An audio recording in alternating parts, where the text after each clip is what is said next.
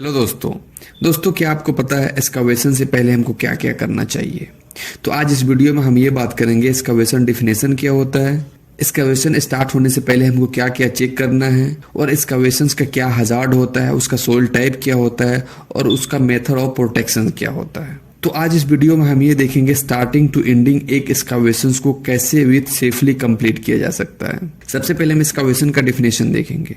Any made cut cavity trench या depression on the earth surface formed by earth removal, यानी कि दोस्तों कोई भी ऐसा जो कट कैविटी जो गड्ढा होता है, जो खुदाई होता है, वो मैनुअली होता है या फिर वो मशीनरी होता है। यानी वो मैनुअली वर्कर के द्वारा भी खुदाई हो सकता है या फिर कोई भी मशीनरी जो एक्सकवेशन करता है, जो जेसीबी हो सकता है या फिर कोई भी एक्सकवेटर हो सकता है, उससे अगर कोई भी कट कैविटी हो रहा है उसको हम लोग एक्सकवेशन बोलते हैं। प्रियर टू एक्सकवेशन, एक्सकवेशन से पहले हमको क्या क्या करना चाहिए। सबसे पहले जो वहाँ के ग्राउंड है, जो सोयल कंडीशन है, उसको चेक करना चाहिए। ये सोयल कंडीशन किस प्रकार का है और यहाँ पे जो एक्सकवेशन होगा वो किस स्टेबल में होगा। वहाँ पे जो ग्राउंड सरफेस जो वाटर है, वाटर कंडीशन चेक करना चाहिए, जो एरिया में वाटर एरिया है या फिर कैसे एरिया है। उसके बाद से लोकेशन ऑफ वाटर टेबल, वहाँ का वाटर टेबल चेक करना है, वाटर टेबल का लोकेशन चेक करना है, जहाँ से वहाँ का वाटर सप्लाई है उसको चेक करना है, जहाँ से कितना डिस्टेंस है। उसके बाद आपको चेक करना है अंडरग्राउंड या ओवरहेड यूटिलिटी, यानी कि जहाँ पे आपका एक्सकवेशन हो रहा है, जहाँ पे आपका खुदाई हो रही है, तो वहां पे आपको ये देखना है जो वहां पे कोई अंडरग्राउंड जो है कोई यूटिलिटीज तो नहीं गया है। जैसे कि आप कोई भी गल्फ कंट्री में जाएंगे तो आपको वहां देखेंगे जो जितना भी गैस पाइप होती है, जितना भी इलेक्ट्रिकल सप्लाई होता है, जितना भी जो वाटर सप्लाई होता है वो अंडरग्राउंड होता है। तो सबसे पहले आपको उस एरिया का अंडरग्राउंड यूटिलिटीज चेक करना है एंड वहां पे आपको फिजिकल कंडीशन चेक करना है, वहां पे प्रोक्सिमिटी चेक करना है, एडजस्टमेंट बिल्डिंग चेक करना है। जहाँ पे वहाँ पे अगर आपका काम हो रहा है तो वहाँ पे बिल्डिंग है पहले से या फिर वहाँ पे कौन सी स्टेबल की बिल्डिंग बनाई जाएगी, इसको पहले आपको चेक करना है। अगर आप एक्सकवेशन किसी ऐसी एरिया में कर रहे हैं जहाँ पे आपको ट्रैफिक एरिया है, जहाँ पे रोड साइड एरिया है, तो आपको पहले उसे भी चेक करना है। यहाँ पे अगर कोई भी एक्सकवेशन के टाइम पे जो कोई भी ऐसा मशीनरी हो या भी कोई भी ऐसा व्हीकल हो जो क्रॉस नहीं करे इधर, या फिर उसके लोड से अगर कोई भी मशीनरी जा रहा है उसके लोड से एक्सकवेशन जो क्या है वो क्लप्स हो सकता है। तो सबसे पहले आपको ये चीज को आइडेंटिफाई करना है बिफोर स्टार्ट द एक्सकवेशन। उसके बाद दोस्तों हम देखेंगे सोइल टाइप क्या है, क्योंकि इस एक्सकवेशन का सबसे जो मेन रोल होता है वो होता है हमारा आइडेंटिफाई द सोइल। हम वहां पे देखेंगे किस प्रकार का ये सोइल है, किस टाइप का ये सोइल है और इसको कैसे हम कटिंग करेंगे और किस एंगल पे कटिंग करेंगे। जो हमारा फर्स्ट होता है वो होता है मस्ट स्टेबल रॉक, जो सॉलिड होता है, जो अनब्रोकन होता है। यानी कि दोस्तों आप ये समझ सकते हैं जो माउंटेन कटिंग होती है या फिर कोई ग्रेनाइट कटिंग होता है या कोई बड़ा बड़ा पत्थर कटिंग होता है या कोई ऐसा स्टोन कटिंग होता है जहाँ पे उसको कटिंग करके वहाँ पे टनल बनाए जाते हैं, वहाँ पे बिल्डिंग बनाए जाते हैं, तो ये हमारा क्या होता है, ये मस्ट स्टेबल रॉक होता है। इसको हम 90 डिग्री एंगल पे कटिंग कर सकते हैं, इसको स्ट्रेट कटिंग करते हैं। और जो स्ट्रेट कटिंग होता है, जो 90 डिग्री एंगल पे कटिंग होता है, उसको हम स्टेबल रॉक कहते हैं। और जो हमारा टाइप ए होता है the stable soil types likely clay which hold together well, जो हमारा टाइप ए होता है वो स्टेबल सोयल होता है, जो क्ले जैसे होता है, जो एक दूसरे से पकड़ के रखता है। जो हमारे यहाँ के सोयल होते हैं वो एक दूसरे से टुगेदर, यानी कि एक दूसरे से ज्यादा अटैचमेंट रहता है, उसको एक दूसरे से टुगेदर वेल होता है, वो एक दूसरे को होल्ड करके रखता है, तो उसको हम स्टेबल सोइल बोलते हैं। कभी कभी क्या होता है ये बिकॉम अनस्टेबल हो जाता है, वहाँ पे कोई वेट हो, कोई भी वहाँ पे रेन होता है या फिर कोई ऐसा पानी का वहाँ पे रिसाव जाता है, तो ये क्या होता है अनस्टेबल हो जाता है। और इसका कटिंग हम बेंच कटिंग करते हैं। यानी कि दोस्तों आपको पता होगा जैसे कि स्टेप बाय स्टेप, यानी कि आप लेडर देखे होंगे, जो मेन एक्सेस लेडर होता है वो स्टेप बाय स्टेप होता है। तो इसका कटिंग भी हम स्टेप बाय स्टेप करते हैं, बेंच कटिंग स्टेप करते हैं, जो 53 डिग्री एंगल पे कटिंग होता है इसका। तो जो हमारा स्टेबल सोइल होता है वो 53 डिग्री एंगल पे कटिंग होता है, वो बेंच कटिंग में होता है। उसके बाद हमारा होता है टाइप बी।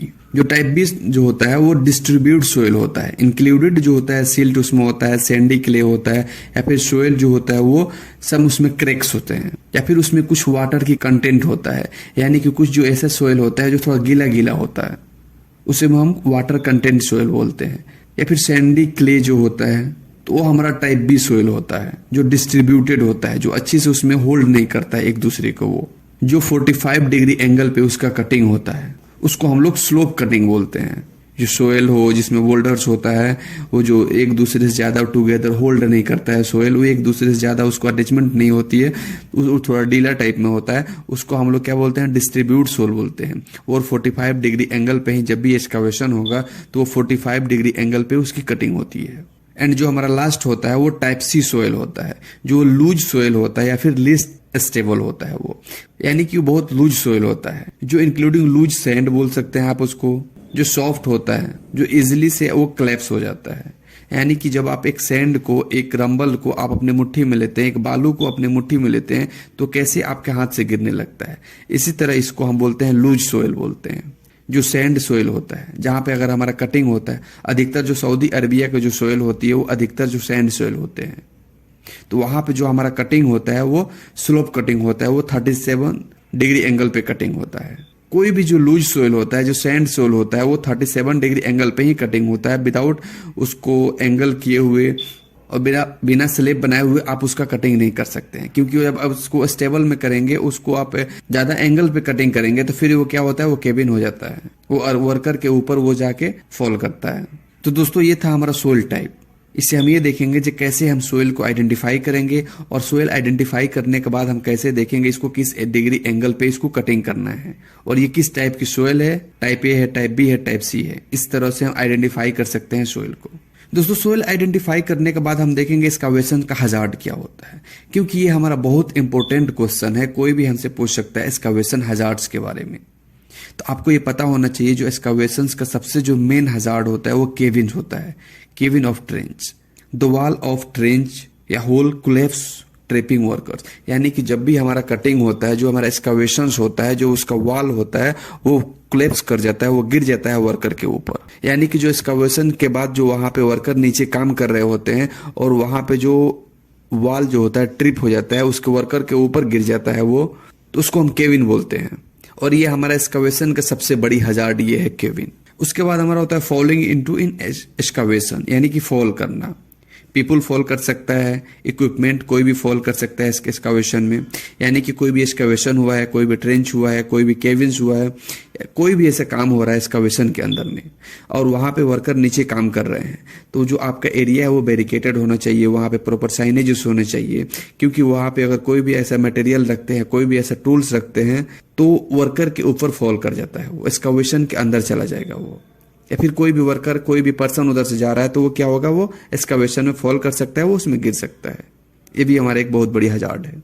उसके बाद हमारा होता है ओवरहेड इलेक्ट्रिकल सप्लाई। जब भी एक्सकावेशन हो रहा है तो वहां पे आप ये इंश्योर करना है, कंफर्म करना है जो वहां पे इलेक्ट्रिकल सप्लाई तो कोई नहीं है, कोई ऊपर में इलेक्ट्रिकल सप्लाई तो नहीं है। कोई भी इलेक्ट्रिकल सप्लाई आपको एटलीस्ट 10 फीट एबव होनी चाहिए ऑन ग्राउंड से, यानी कि जहां पे वर्कर काम कर रहे हैं वर्कर के सर के ऊपर वो 10 फीट हाइट में होनी चाहिए, उससे नीचे नहीं होने चाहिए, या फिर कोई ग्राउंड एरिया में नहीं होनी चाहिए। ये आपको कंफर्म चेक करना है इलेक्ट्रिकल सप्लाई। उसके बाद से हजार्डस चेक करना है, वहां हजार्डस कोई गैस तो नहीं है, कोई एटमॉस्फेरिक हजार्ड्स तो नहीं है वहां पे। Dangerous gases can build up in deep excavations making it unsafe to breathe. यानी कि कोई भी ऐसा डेंजरस जो गैसेस है वो एक्सकावेशंस के अंदर में वो जो मौजूद है, वो एक्सकावेशन में, वो एक्सकावेशन जहां हो रही है वहां पे अवेलेबल है, वो वहां पे डीप एक्सकावेशन हो गया है, तो वहां पे आपको ये चेक करना है जो वहां पे कोई भी एटमॉस्फेरिक हजार्ड्स तो नहीं है, कोई भी एटमॉस्फेरिक गैसेस तो नहीं है, वहां पे कोई भी डेंजरस तो गैसेस नहीं है, क्योंकि वहां पे वर्कर जो है प्रॉपर सांस नहीं ले पाएंगे। जब सांस नहीं ले पाएंगे तो वहां पे क्या होगा, उसको सफोकेशन होने लगती है,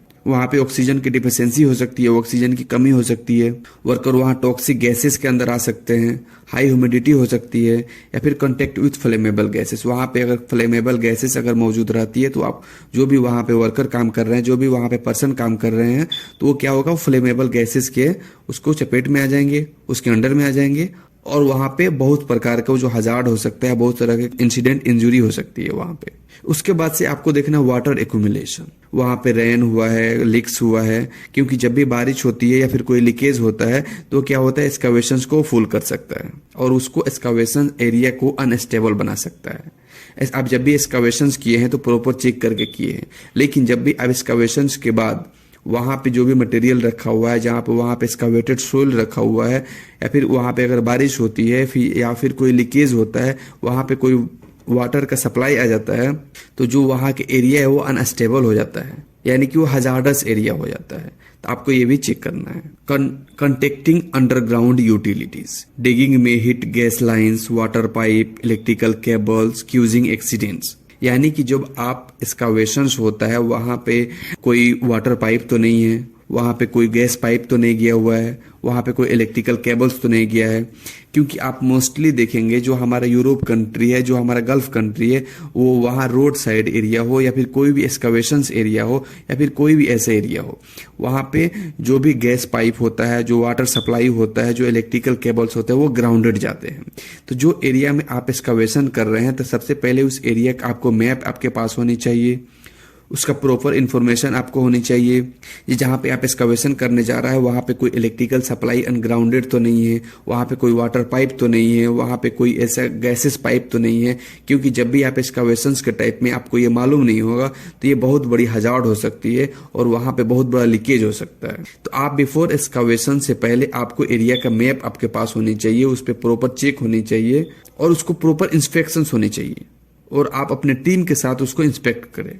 इक्विपमेंट रोलिंग इनटू एक्सकावेशन के अंदर इक्विपमेंट रोलिंग कर सकता है। तो दोस्तों ये था हमारा एक्सकावेशन का हजार्ड होता है। ये आपको आप एक अंडरस्टैंडिंग के साथ आप समझ सकते हैं, जो एक्सकावेशन जब भी होता है तो उसका क्या क्या हजार्ड हो सकता है। अगर कोई पूछता है एक्सकावेशन हजार्ड तो आप इसको आइडेंटिफाई कर सकते हैं, आप इसको आसानी से बता सकते हैं एक्सकावेशन का क्या क्या हजार्ड होता है। उसके बाद दोस्तों देखेंगे हम उसका मेथड ऑफ प्रोटेक्शन क्या होता है। यानी कि आपने एक्सकावेशन हजार्ड को आइडेंटिफाई कर लिया, तो उसको आइडेंटिफाई करने के बाद उसका मेथड ऑफ प्रोटेक्शन क्या होगा, उसको कैसे हम प्रोटेक्ट कर सकते हैं। वर्कर को प्रोटेक्ट करना है, वहां पे केविन होने से बचाना है। तो स्लोपिंग एंड बेंचिंग, जो कोई भी एक्सकावेशन वहां पे हो रहा है तो वो एक्सकावेशन स्लोपिंग या बेंचिंग होनी चाहिए, जो स्टेप बाय स्टेप में कटिंग होता है। उसके बाद जो एक्सकावेशन हुआ है, यानी कि एक लंबा एक्सकावेशन हुआ है, वो डीप हुआ है, 4 फीट 5 फीट से डीप एक्सकावेशन हुआ है और एक लंबा एक्सकावेशन हुआ है, वहां पे कोई आपको पाइप लाइन डालना है। तो उसमें जब वर्कर काम करने के लिए जाएंगे तो वो कोलैप्स हो सकता है, वो केबिन्स हो सकता है और वर्कर के ऊपर गिर सकता है। और जब भी कोई भी एक्सकावेशन वर्कर के ऊपर गिरता है तो सडन डेथ ही होती है, क्योंकि जो हमारा सोयल होता है वो बहुत ज्यादा वेट में होता है। तो वहां पे हम सोरिंग करते हैं। और सोरिंग क्या करता है, ये सोरिंग जो होता है वो वर्कर के साथ साथ केबिन होने से बचाता है। यानी कि जब हम सोरिंग करेंगे तो एक दूसरे को वो सपोर्ट देता है और सपोर्ट देने के बाद में वो केबिन होने से बचाता है, वहां पे केबिन नहीं होता है। जो वहां पे सीटिंग कर सकते हैं आप, क्लोज सीटिंग के साथ आप उसको सोरिंग करते हैं। उसके बाद अब वहां पे आप ट्रेंच सील्ड्स या फिर सील्डिंग कर सकते हैं। और जब हम सील्डिंग करते हैं तो सील्डिंग क्या करता है, वो हमारे वर्कर को ओनली प्रोटेक्ट करता है।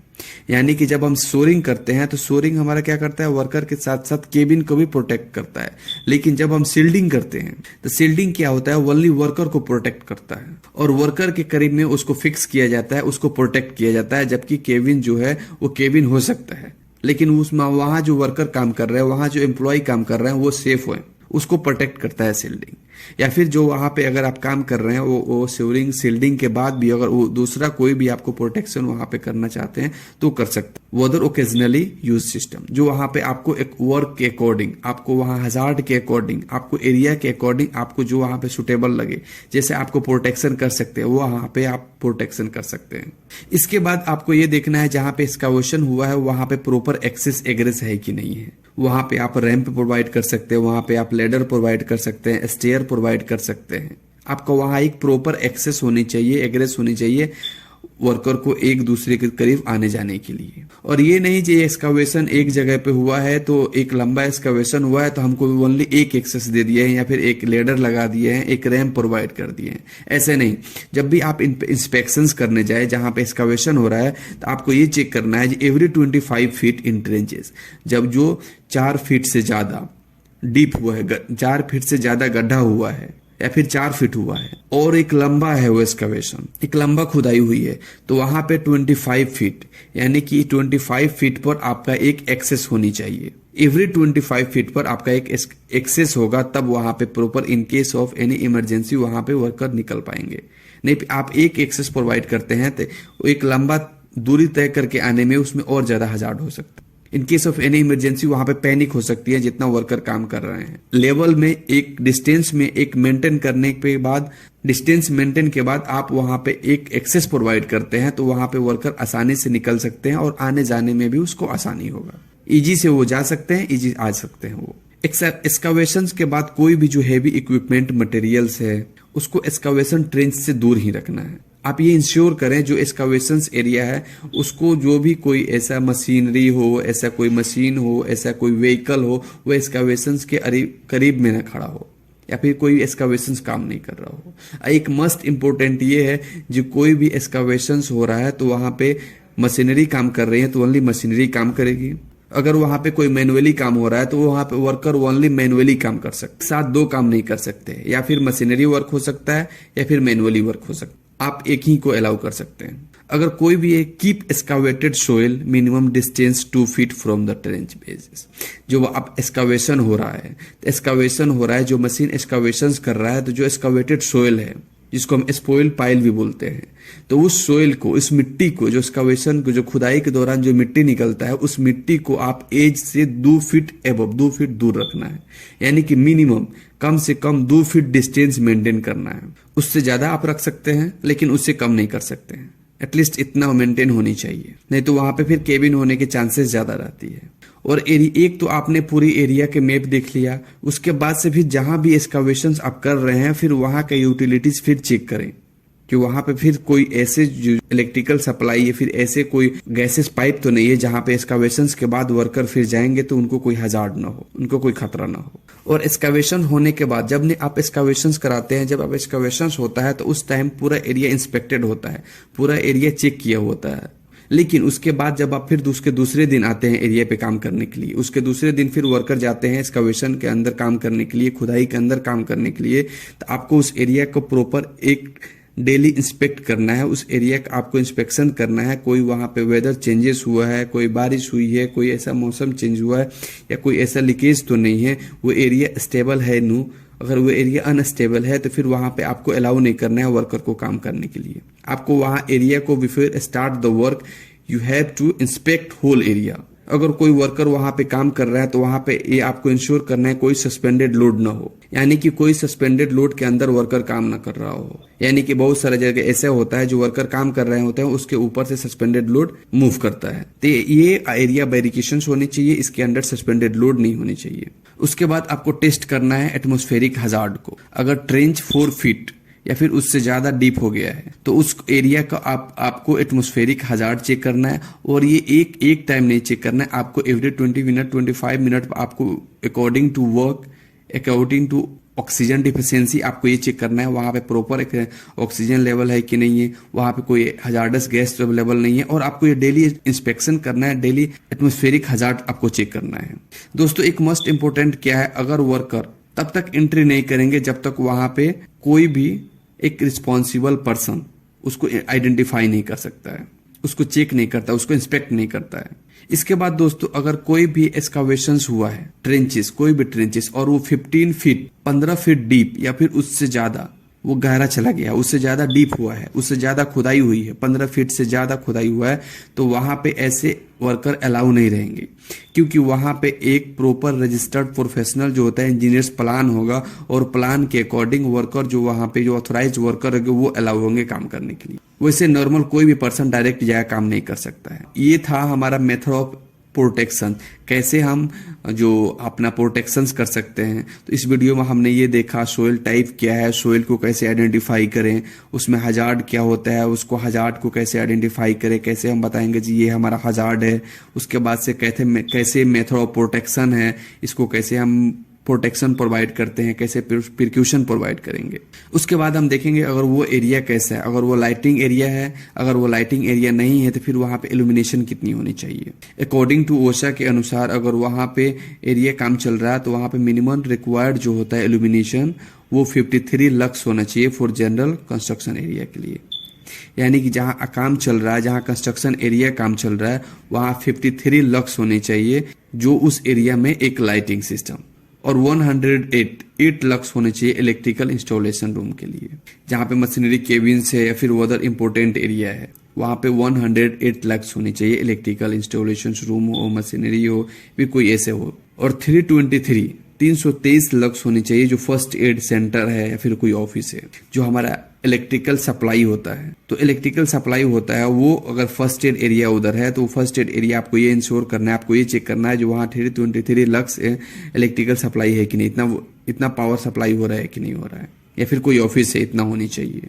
वहां से आप हजार्डस एटमॉस्फेयर चेक करेंगे तो आपको वहां पे ये इंश्योर होने चाहिए जो वहां पे ऑक्सीजन लेवल कितना के कितना होनी चाहिए, जो लेस देन 19.5 या मोर देन 23.5, यानी कि 19.5 से कम नहीं होनी चाहिए और 23.5 से अबव नहीं होनी चाहिए। वहां पे ऑक्सीजन लेवल 19.5 बिटवीन 23.5 होनी चाहिए। वहां पे आप ओपन एरिया है तो वहां पे हीट टेम्परेचर कितना है, heat temperature not more than 40 degree Celsius से ज्यादा नहीं होनी चाहिए। जब वहां पे टेम्परेचर है, जो वहां पे हीट है वो 40 डिग्री सेल्सियस से एबव नहीं होनी चाहिए। अगर 40 डिग्री सेल्सियस से एबव होता है तो आप वहां पे काम को स्टॉप कर सकते हैं, उस काम को जब तक वो एरिया टेम्परेचर लो नहीं होता है। तो दोस्तों ये था हमारा टोटल एक्सकवेशंस के बारे में, हमने इसमें देखा है एक टोटल ऑल अबाउट एक्सकवेशंस के बारे में। अगर आपको और कुछ जानकारी चाहिए तो इसमें आप कमेंट कर सकते हैं और इस वीडियो को लाइक करें, सब्सक्राइब करें एंड सपोर्ट करें। ओके दोस्तों, थैंक यू।